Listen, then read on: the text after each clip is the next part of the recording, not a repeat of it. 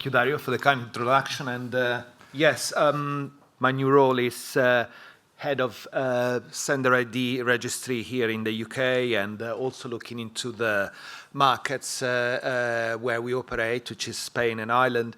And today I'm going to talk to you about the present and the past, in a way, of what we've been doing. Dario has been focusing about the future projects, but this is a bit of a picture of what's happening on the sender ID registry. Most of you will already know this service, but perhaps for those who don't, MEF has been operating in the business of preventing fraud via the SMS channel for the best part of 7 years. We launched in 2018 as a start, and the objective was to reduce smishing and spoofing by SMS. The focus was specifically, and still is, on the alphanumeric sender IDs. So again, you're all expert in this industry, but just in case for those who are newbie, that's when you get an SMS where instead of a number, you've got an alphanumeric code identifying perhaps the name of the enterprise that is writing to you, maybe HSBC, your bank, or NHS.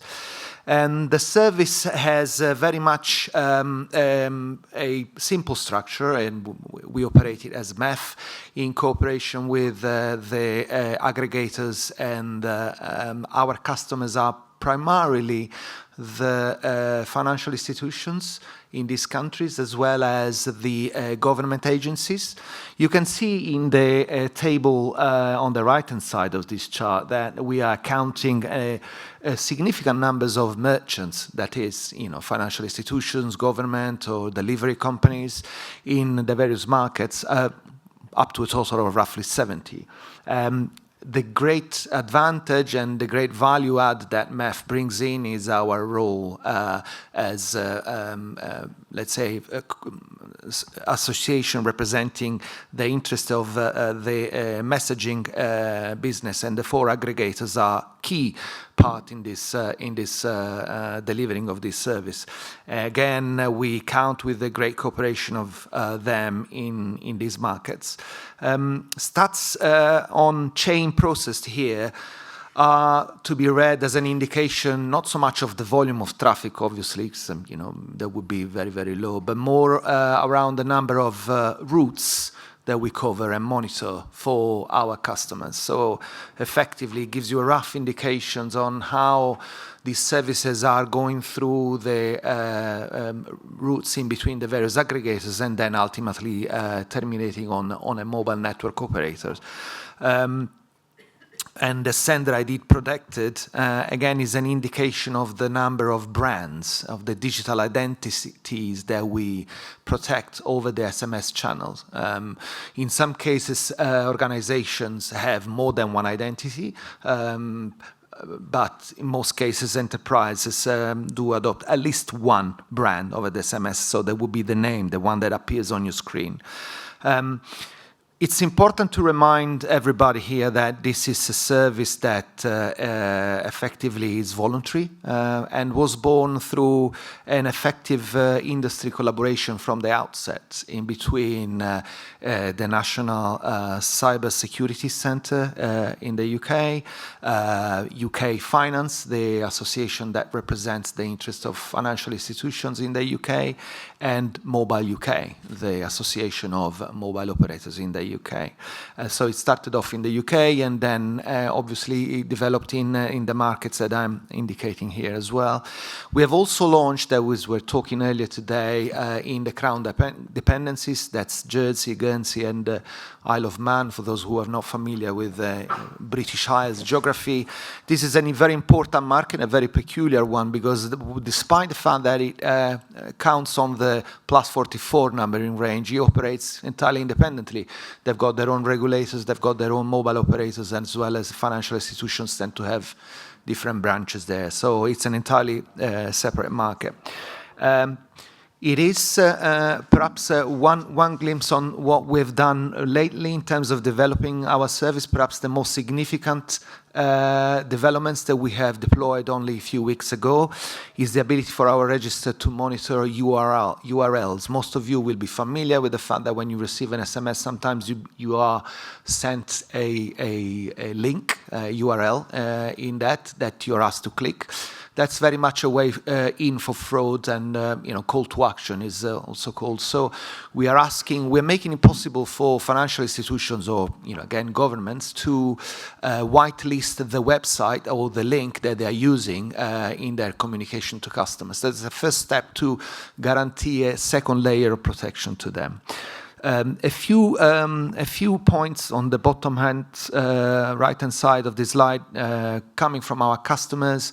The registry has been incredibly effective in protecting frauds on the SMS channel and substantial saving. We know that one message from a fraudster is one too many for banks, particularly because they deal with people's money. And so the amount of saving that they were able to bring in was substantial. So you can see a couple of indications here that we have reported from some of our customers.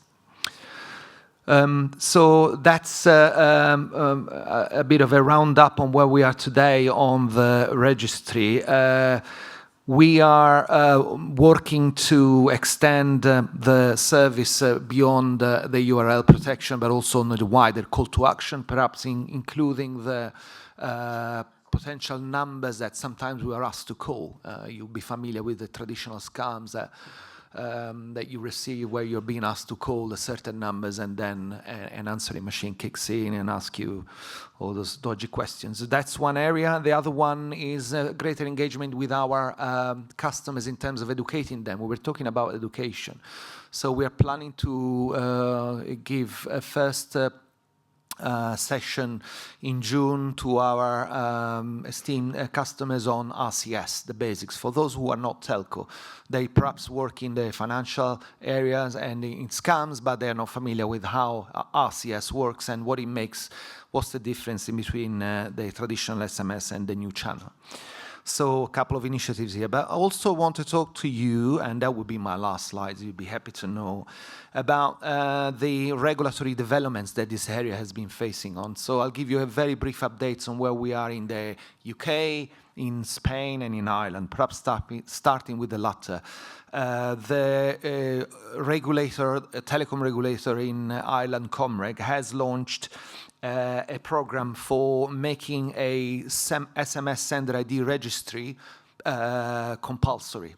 So effectively all enterprises that want to use an alphanumeric code for communicating to customers, they will have to register with Comreg.